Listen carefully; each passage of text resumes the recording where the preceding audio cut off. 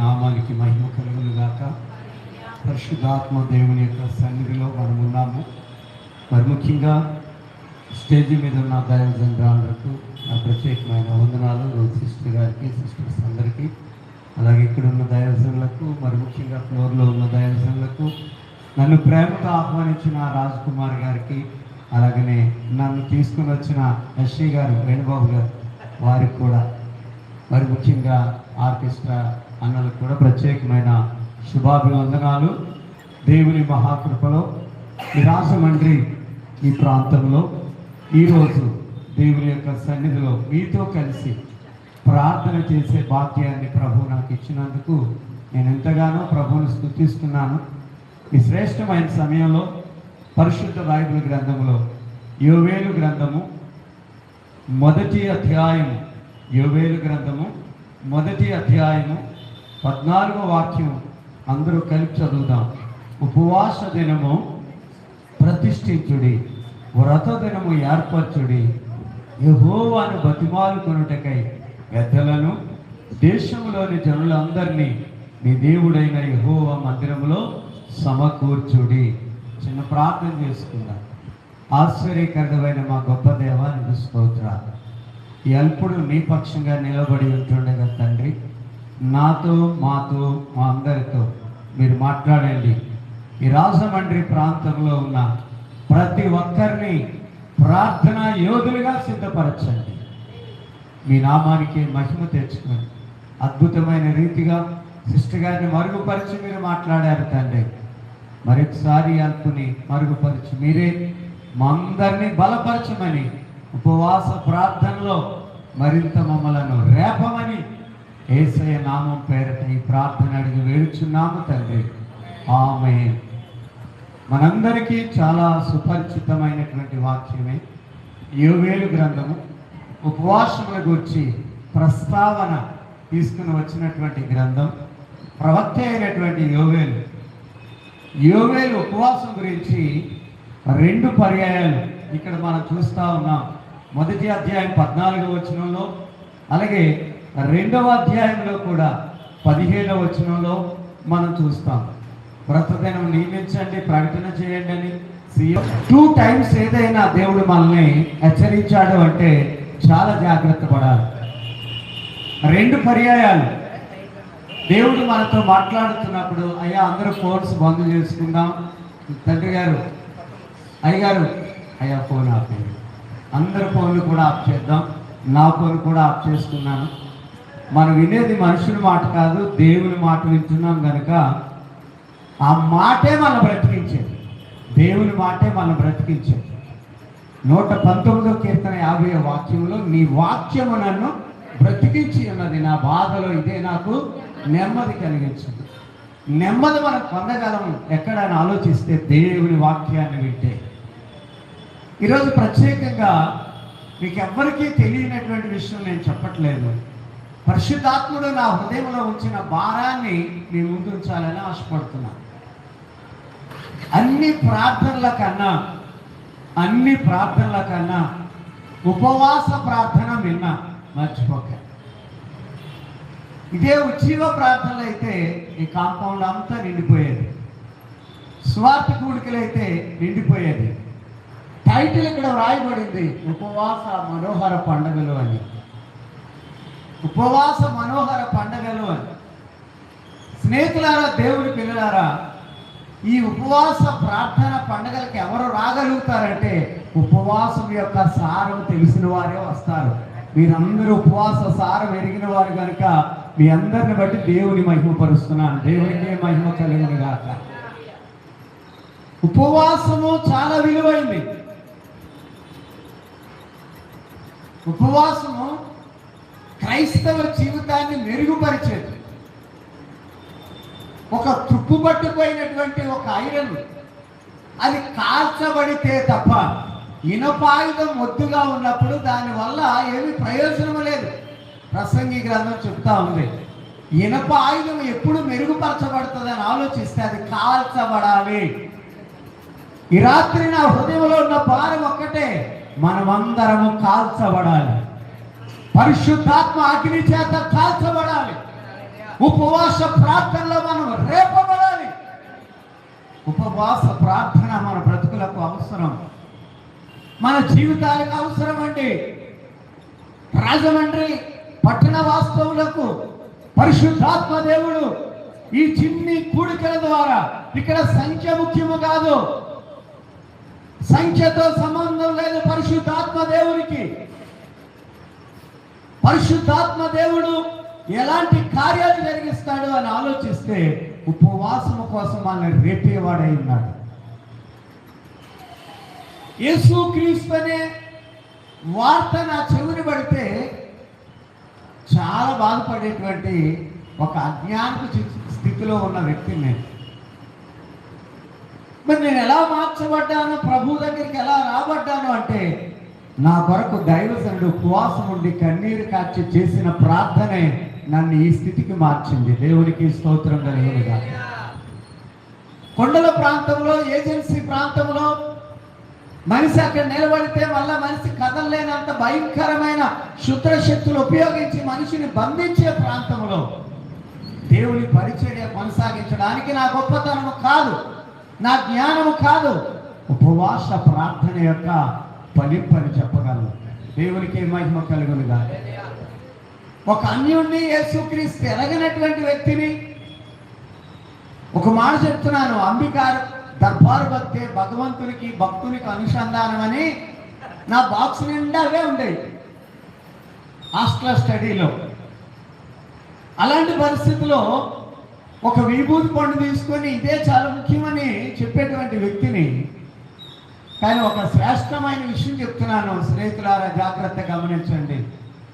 యేసు ప్రభులు వారు ఉపవాస ప్రార్థన ద్వారా నా శారీరకమైనటువంటి సమస్యలన్నిటి నుంచి కూడా నాకు విడుదల ఇచ్చారు.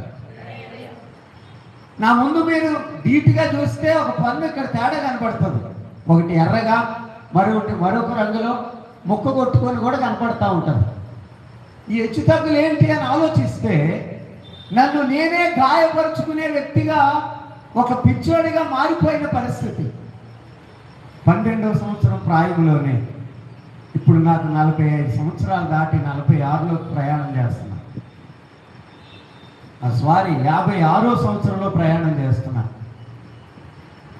55 సంవత్సరాలు దేవుడు కాపాడి 56వ సంవత్సరంలో నన్ను ప్రవేశపెడుతున్నాడు. ఒక విషయాన్ని గమనిస్తే, నా కొరకు దైవజనులు ఉప్పాడ ప్రాంతంలో పెంకే యేసుదాస్ గారని ఒక దైవజనులు ఉప్పాడ ప్రాంతం అంతా కదిలించారు. ఆయన సామర్లకోట పక్కన వేట్లపాలెం వారి స్వగ్రామం. వారు ఉప్పాడ ప్రాంతానికి వచ్చి ఒక సినిమా హాలు ప్రార్థనా మందిరంగా మార్చి, వారికి సమీపంగా ఉన్న నాగులపల్లి, పిఠాపురం దగ్గరలో నాగులపల్లి ప్రాంతం నుంచి దైవజనులు పేతురు రెడ్డి గారిని మా శృంగవరం ప్రాంతానికి ప్రభు తీసుకొచ్చారు. వారు చేసిన ఉపవాస ప్రార్థన నా బ్రతుకుని మార్చింది, నా జీవితాన్ని మార్చింది. మునుపు నా జీవితం ఎలాంటిది అని ఆలోచిస్తే, మార్కు సువార్తలో గెరాసినల్ ప్రాంతంలో దెయ్యాలు పట్టిన వాడి పరిస్థితి ఏంటో నా పరిస్థితి అలాంటిది. కానీ ఉపవాస ప్రార్థన యొక్క బలం ఏంటో నేను చెప్తున్నాను. నా కోసం దైవజనులు ఉపవాసం ఉండి ప్రార్థన చేసినందువల్ల ఆ ప్రార్థన నన్ను ఆశీర్వాదకరంగా మార్చేసింది. ఒక అన్యుడైన నన్ను ధన్యుడిగా దేవుడు మార్చాడు. యేసు క్రీస్తు ప్రభుల వారి యొక్క రక్షణ నాకు దొరికింది. అంతేకాదు, క్రీస్తు కొరకు ఆయా ప్రాంతాల్లో విరామం లేకుండా మేము ఆ ప్రాంతాలన్నీ తిరగటానికి పరిశుద్ధాత్మ దేవుడు మాకు సహాయం చేసి నడిపిస్తూ ఉన్నాడు. నాకు ఒక విషయం తెలుసు, ఏదైనా అవసరం అయితే నేను ఎవరిని అడగను, ఉపవాసం ఉండి ప్రభు సన్నిధిలో ప్రార్థన ప్రారంభిస్తాను. ఉపవాసం ఉండి ప్రార్థన ప్రారంభిస్తే ఉపవాస ప్రార్థన ముగింపులో దేవుడు అద్భుత కార్యాలు జరిగిస్తాడు. దేవుడికి స్తోత్రం కలుగునుగా. ఈ రాత్రి మీకు ఎవరికీ తెలియని విషయం నేను చెప్పట్లేదు. ఒకవేళ ఇంతవరకు మీరు ఉపవాసం ఉన్నారో లేదో మీ మనస్సాక్షి మిమ్మల్ని గద్దిస్తుంది. మరొకసారి రాజ్ కుమార్ గారిని దేవుడు ప్రేరేపించి ఉపవాస ప్రార్థనలు, ఈ మనోహర పండుగలు ఏర్పాటు చేయడానికి కారణం, మరింత ఉపవాసంలో మనం బలపరచబడాలి. ఉపవాసం యొక్క అర్థం ఏమిటని ఆలోచిస్తే, దేవునితో సహవాసము, చూడండి, మనకంటే గొప్పవారు మనతో సహవాసం చేయాలంటే మనం ఎంతో సంతోషిస్తాం. అమ్మో, ఇంత పెద్ద ఆయన నాతో ఫ్రెండ్షిప్ చేస్తాడట అని. కానీ సృష్టికర్త అయిన దేవుడు మన కొరకై పరలోకమును విడిచి భూలోకానికి వచ్చి 3 మేకల మీద వేలాడి రక్తమంతా కార్చినటువంటి నజరేయుడైన యేసయ్య నీతో సహవాసం చేయడానికి ఇష్టపడుతున్నాడు. నీవంటే ఆయనకి చాలా ఇష్టం. ఎవరు దేవునికి దగ్గరగా ఉండగలరని ఆలోచిస్తే ఉపవాసం ఉండి ప్రార్థన చేసేవారే దేవునికి దగ్గర అయిపోతారు. యోబు గ్రంథం 22వ అధ్యాయం 21వ వచనం ప్రకారముగా ఆయనతో సహవాసము చేసేయళ్ళ నీకు సమాధానం కలుగుతుంది, అలాగున నీకు మేలు కలుగుతుంది. నా స్నేహితులారా, జాగ్రత్త గమనించండి. మన భారతదేశం కోసం మనం ఉపవాసం ఉండాలి. ఈ రాజమండ్రి ప్రాంతం దీవించబడడం కోసం, ఈ ప్రాంతం ఆశీర్వాదకరంగా ఉండడం కోసం మనం ఉపవాసం ఉండి ప్రార్థన చేయాలి. ఈ రక్త సంబంధుల్ని బంధువుల కోసం మన దేశం క్షేమంగా ఉండాలి. మన దేశాన్ని దేవుడు రక్షించాలి. దేశంలో మహారక్షణ కార్యాలు దేవుడు జరిగించాలి అంటే అది ఉపవాస ప్రార్థన రోగల ద్వారానే సాధ్యం. పరిస్థితి అంతా పాడైపోయింది. యోవేలు గ్రంథంలో రాయబడుతుంది, పొలము పాడైపోయింది. పొలం అనగా దేవుని సంఘం. దేవుని సంఘం పాడైపోయింది. దేవుని సంఘములో మిడతలు తినేస్తున్నాయి. దేవుని సంఘములో చూడండి, 1వ అధ్యాయం 4వ వచనం, గొంగళ పురుగులు విడిచిన దాన్ని మిడతలు తినివేసి ఉన్నవి. 4 రకాలైన పురుగులు తినేస్తున్నాయి. 4 రకాలైన పురుగులు యేసుక్రీస్తు అనే దేవుని సంఘాన్ని పాడు చేస్తూ ఉన్నాయి. మొదటి పురుగు గొంగళ పురుగు. అసహ్యకరమైన పురుగు అది. ఎవరు దాన్ని ఇష్టపడరు. అలాంటి గొంగళ పురుగు కూడా ఉపవాసం ఉంటుంది. దేవునికి మహిమ కలుగును గాక. గొంగళ పురుగు ఆకారం చూస్తేనే శరీరం అంతా అదొకలాగా అయిపోతుంది. ఏమండి, గొంగళ పురుగు తీసి జేబులో వేసుకోగలరా? ఎవరైనా చేత్తో పట్టుకోగలరా? ఎంత అసహ్యకరమైన పురుగు. అలాంటి అసహ్యకరమైన పురుగు కూడా ఏమండి ఒక చోట చేరి కొద్ది రోజులు అక్కడ ఉండిపోయి అలాగే ఉపవాసంలో ఉండిపోయి ఏమీ తినకుండా ఒక బూజులా మారిపోయి అందులో నుండి అది బద్దలు కొట్టుకుంటూ బయటకు వచ్చి సీతాకోక చిలుకగా బటర్ఫ్లై అని మీకు కనబడుతుంది స్టవ్ మీద. ఆ బటర్ఫ్లై ఎక్కడి నుండి వచ్చింది అంటే గొంగళ పురుగులో నుండే వచ్చింది. గొంగళ పురుగు సీతాకోక చిలుకలా మారడానికి కారణం ఉపవాసం అని చెప్తున్నాను. తోటను గొంగళ పురుగులు తినేసాయి, మిడతలు తినేసాయి. చూడండి, గొంగళ పురుగులు విడిచిన దాన్ని మిడతలు తినివేస్తున్నాయి. మిడతలు విడిచిన దాన్ని పసర పురుగులు తినేసాయి. పసర పురుగులు విడిచిన దాన్ని చీడ పురుగులు తినేసాయి. ఈ 4 తినేసే పురుగులే కానీ బాగు చేసే పురుగులు కాదు. ఈ 4 పురుగుల్లో మొదటి పురుగు యొక్క మార్పు మనం చూసాం. గత జీవితం నాది కూడా గొంగళ పురుగు లాంటి బ్రతికే. గొంగళ పురుగు లాంటి బ్రతికే. ఆ బ్రతుకుని దేవుడు మార్చాడు ఉపవాస ప్రార్థన ద్వారా. మర్చిపోకుండా అక్కడ రాయబడుతుంది 5వ వాక్యంలో, మత్తులారా మేల్కొని కన్నీరు విడివుడి. మనమందరం చేయాల్సిన బాధ్యత ఇది. దైవజనులుగా మేము, దైవజనులైనా, ఒకవేళ సంఘ బిడ్డలైనా, సంఘ పెద్దలైనా, సంఘ నాయకులైనా ఎలాంటి స్థితిలో ఉన్నా మనం అందరం ఏమి చేయాలి అని ఆలోచిస్తే కన్నీరు కార్చాలి. భారతదేశం రక్షించబడేటట్లు కన్నీరు కార్చాలి. ఈ రాజమహేంద్రవరం దేవునికి వరముగా మార్చబడినట్లుగా కన్నీరు కార్చాలి. ప్రజలందరి క్షేమం కోసం, అందరూ ఆత్మరక్షణ పొందడం కోసం మనం కన్నీరు కార్చాలి. మనం పెట్టవలసిన పెట్టుబడి ఏమైనా ఉంది అంటే ఉపవాస ప్రార్థన ద్వారా కన్నీటి ప్రార్థన. మర్చిపోకండి, కన్నీటి ప్రార్థన. హన్నా కన్నీరు కార్చింది ఎందుకో తెలుసా అండి? గొడ్డిమోత్తనం నుంచి విడుదల పొందడం ఒక్క విషయం కోసమే కాదు. దీపం మారిపోయేలా ఉంది.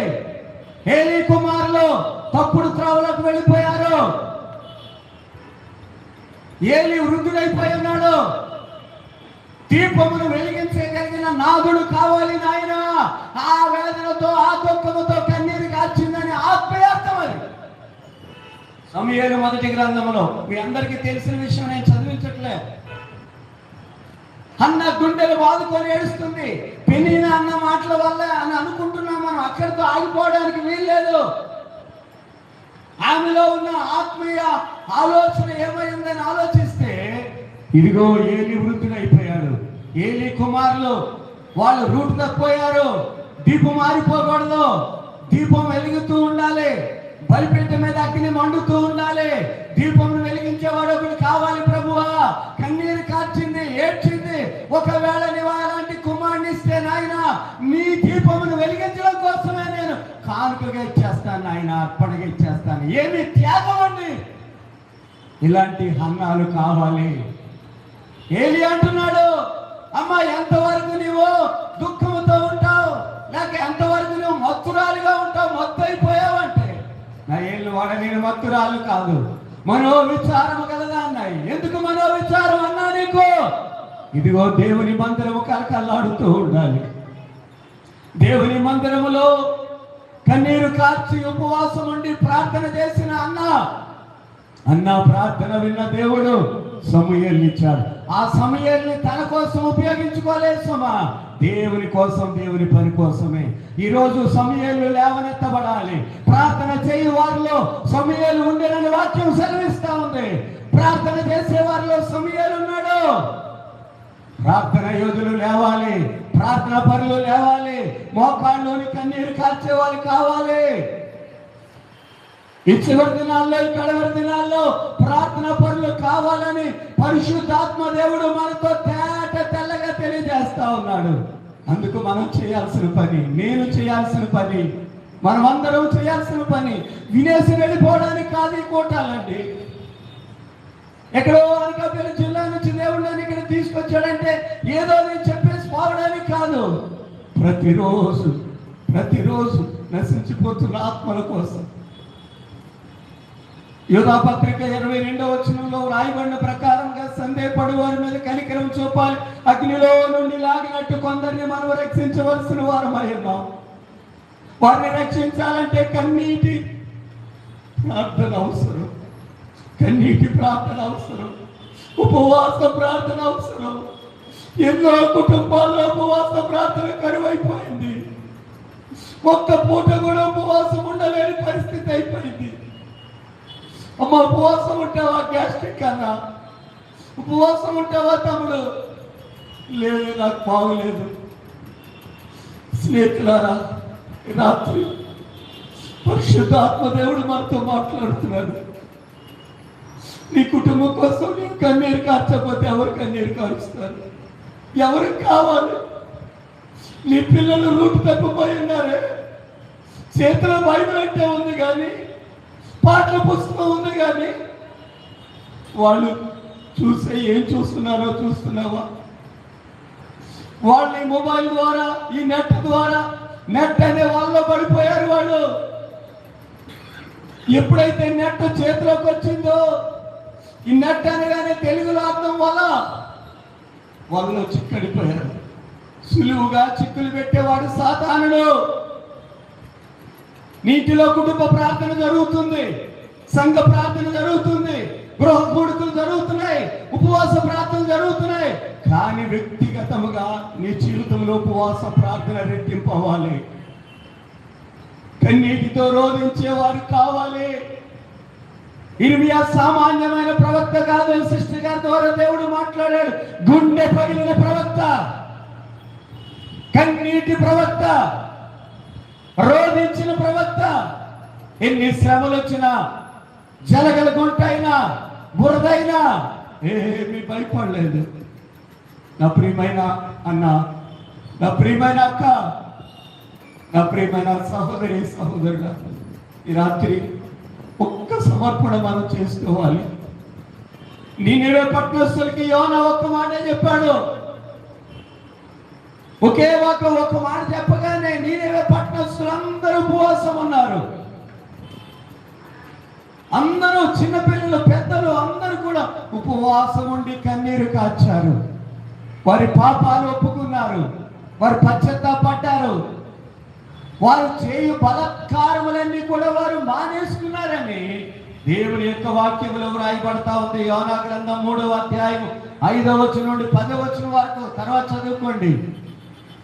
అలాగే జకర్యా గ్రంథం 8వ అధ్యాయం 19-20 వాక్యాల్లో, అలాగే యోవేలు గ్రంథం 2వ అధ్యాయం 12వ వచనం నుండి 16వ వచనం వరకు రాత్రి ప్రభు మరొకసారి మనతో మాట్లాడుతున్నాడు.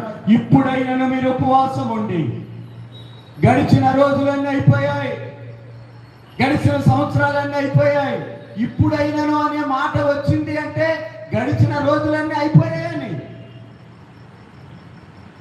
ఉపవాస ప్రార్థన అలవాటైతే ఆ ప్రార్థనలో ఉన్నటువంటి ఆ అభిషేకాన్ని పొందుకుంటావు ఖచ్చితంగా. ఆది అపోస్తుల జీవితాల్లో మొదటి క్రైస్తవ సంఘములో అపోస్తుల కార్యముల గ్రంథం 1వ అధ్యాయంలో 14వ వచనంలో వాళ్ళు ఇంచుమించు 120 మంది ప్రార్థన చేయడం ప్రారంభించారు. ఉపవాస ప్రార్థన, మేడగది అనుభవం. వారందరూ ఏం చేస్తున్నారు? ఏక మనసుతో ఎడతెక్క దేవునికి ప్రార్థన చేస్తున్నారు.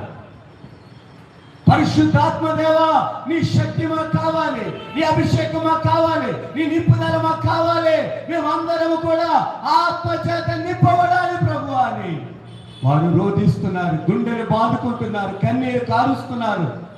ఏక మనసుతో ఎడతెక్క ప్రార్థించారు. 2వ అధ్యాయంలో అద్భుతమైన పరిశుద్ధాత్మ అభిషేకాన్ని వారు పొందుకున్నారు. వారు కూర్చున్న ఇల్లంతా ఆత్మ చేత నింపబడిపోయింది. అన్య భాషలతో మాట్లాడుతున్నారు, దేవునికి ఆరాధన చేస్తున్నారు. మామూలు ఆరాధన కాదు, అన్య భాషలతో మాట్లాడుతూ, దేవుని భాషతో మాట్లాడుతూ అద్భుతమైన రీతిగా వారు దేవుణ్ణి ఆరాధిస్తూ ఉన్నారు. ఈ రాత్రికాల సమయంలో ప్రభు సన్నిధిలోనికి వచ్చినటువంటి మనం అందరము కూడా, ఈ మాటలు వింటున్న మనం అందరము కూడా గడిచినటువంటి దినాలన్నీ కూడా జరిగిన విషయాన్ని పక్కన పెట్టేసి చివరి దినాల్లో, కడవరి దినాల్లో ఉన్నాం, ప్రభు రాకడ దినాల్లో ఉన్నాం. యేసయ్య అతి త్వరలో మేఘారూఢుడై రాబోతున్నాడు. ఆయన చెప్పిన గుర్తులన్నీ నెరవేర్పు జరిగిపోయాయి. ఆయన చెప్పిన గుర్తులన్నీ అక్షరాలుగా నెరవేర్పు జరిగాయి, జరుగుతూ ఉన్నాయి. కనుక మనం చివరి ఘట్టానికి వచ్చేసాం, ఆఖరు పేరుకి వచ్చేసాం. అంగలార్చవలసిన వారమై ఉన్నాం. ఎవరికి వారే సమర్పించుకోవాలి సమర్పణ, హృదయంలో నుండి రావాలి సమర్పణ. ఇది ఎక్కడ ట్రైనింగ్ అయితే రాదు. అందుకే యోవేలు గ్రంథం 1వ అధ్యాయంలో 8వ వాక్యంలో చెప్తున్నాడు, పెనిమిటిపోయిన యవనరాలు గోనె పట్ట కట్టుకొని అంగలార్చినట్లు. అంగలార్చవలసినటువంటి దినాలు, అంగలార్చవలసిన దినాలు. ఈరోజు మనమంతా కూడా ఏమైపోయింది మన పరిస్థితి అని ఆలోచిస్తే అంగలార్పు తగ్గిపోయింది, అంగలార్పు తగ్గిపోయింది. అంగలార్పు విద్య నేర్చుకుందాము గాక, మన పిల్లలకు అలాంటి విద్య నేర్పుదాము గాక. అంగలార్చేవారు లేపబడాలి, రేపబడాలి. అంగలార్పు విద్య ఇది చాలా ముఖ్యం. అంగలార్చేవారు కావాలి. నాయనా, ప్రభువా కనికరించయ్యా, కృప చూపయ్యా, కార్యము చేయి నాయనా అంటూ దేవుణ్ణి మనము మౌనంగా ఉండకుండా ఆయన్ని మన 10 పర్యాయాలు ఆయన సన్నిధిలో మొదలుపెట్టేవారిగా ఉండాలి. పెనిమిట్టిపోయిన యవనరాలు యవన వయసులో భర్తను కోల్పోయింది. ఆ చెల్లాయికి ఎంత బాధ ఉంటుంది, ఎంత దుఃఖం ఉంటుంది, ఎంత వేదన ఉంటుంది. ఎన్నో అచ్చట్ల ముచ్చట్లు కావలసినటువంటి తను యవన వయసులో భర్తను కోల్పోయి ఒక విధవరాలుగా ఉండిపోయినటువంటి ఆ స్త్రీ ఎంతగా ఏడుస్తుందో అంతగా మనం ఏడవలసిన దినాల్లో ఉన్నాం మనం.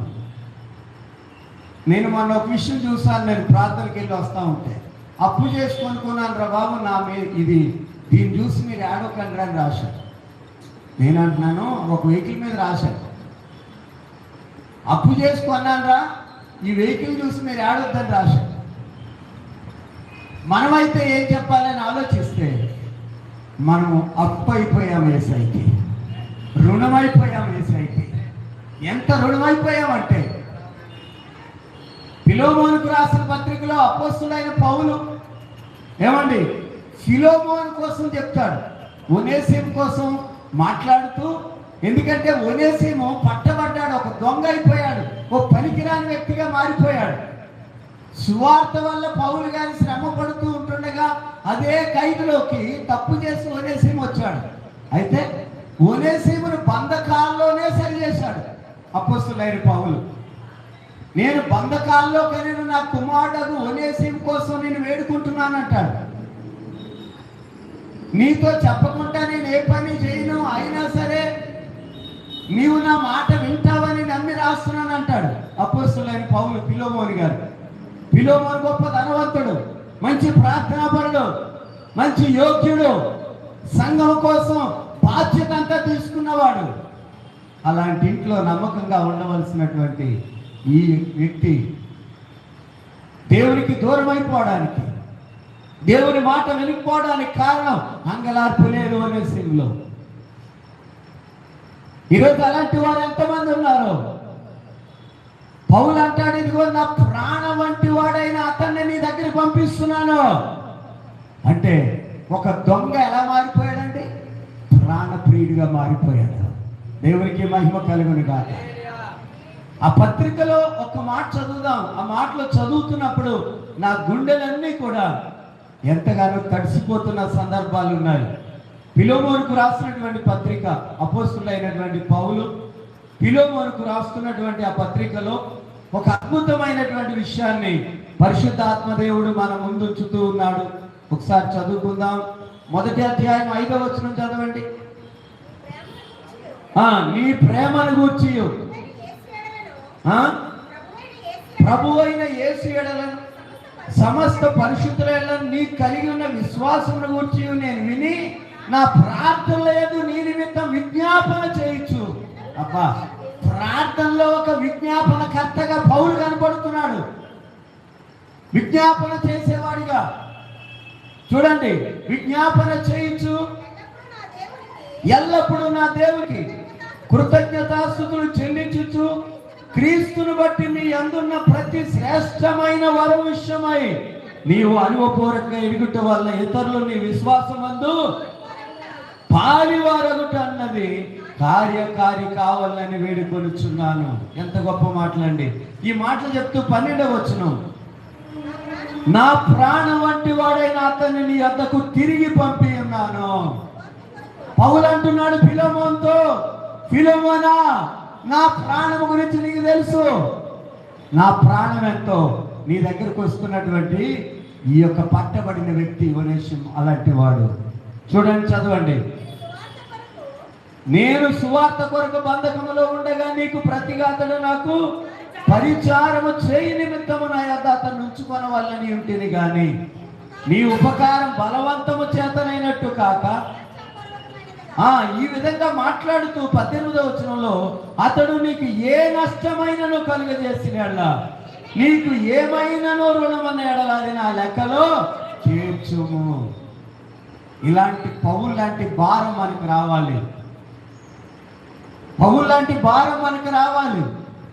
ఒకప్పుడు దేవునికి వ్యతిరేకమైన వ్యక్తి, సౌలుగా ఉన్న వ్యక్తి పౌలుగా మార్చబడి సంఘ సంస్కరణగా, ఒక సంఘ సంస్కర్తగా తీర్చిదిద్దబడి అనేక పత్రికలు రాసి అనేకలను సరిచేసినటువంటి ఒక బలమైనటువంటి సేవకుడు. ఆ పౌలు అంటున్నాడు, నీవే నాకు చూడు, ఏదైనా ఒకవేళ ఇతని వల్ల నీకు రుణం ఉన్నట్లయితే నా లెక్కలో చేర్చుము.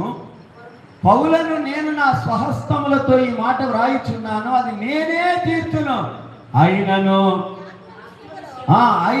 ఆత్మ విషయములో నీవు నాకే రుణపడి ఉన్నావని నేనెందుకు చెప్పాలి, అది నీకే తెలుసు అన్నాడు. అంటే ఎంత మంచి ప్రార్థనాపరుడో ఫిలోమోను లెక్కేయండి. ఎంత మంచి ప్రార్థనాపరుడు. ధనం ఉన్నప్పటికీ ధనం అనే గర్వం ఆయనకి లేదు. సంఘం ఆయన దగ్గర ఉన్నప్పటికీ సంఘం నాదని చెప్పే పరిస్థితి లేదు. ఇది దేవుని సంఘం, యేసయ్య రక్తము కార్చి సంపాదించిన సంఘం అని ఒక కృతజ్ఞత కలిగిన వ్యక్తి. ఇదిగో మునుపు నీకు నిష్ప్రయోజనమైన వాడే ఇప్పుడు నాకు నీకు ప్రయోజనకరమైన వాడిగా మార్చబడ్డానికి కారణం అపోస్తులైన పౌలు చేసిన విజ్ఞాపన. దేవునికి స్తోత్రం కలుగును గాక. అపోస్తులైన పౌలు చేసిన విజ్ఞాపన ద్వారా ఒక అద్భుతమైనటువంటి కార్యాన్ని పరిశుద్ధాత్మ దేవుడు జరిగించాడు. ఈ రాత్రి ప్రభు సన్నిధిలో ఉన్నటువంటి మనం అందరం కూడా గమనించాల్సిన విషయం, ఏం చేయాలని ఆలోచిస్తే అంగలార్చాలి. గోని పట్ట కట్టుకొని ఏం చేయాలి? అంగలార్చాలి, ఏడవాలి, కన్నీరు కార్చాలి, ప్రభు దగ్గర రోధించాలి. నాయనా ప్రభువా కార్యాలు చేయి నాయనా అని మనము దేవుని సన్నిధిలో గోజాడాలి. నువ్వెంత గోజాడుతావో, ఎంత కన్నీరు కాలుస్తావో, నిన్ను బట్టి దేవుడు నీ కుటుంబంలో గొప్ప కార్యాలు చేయడం ప్రారంభిస్తాడు. ఆ ప్రాంతం అంతా ప్రభావితంగా మారిపోద్ది.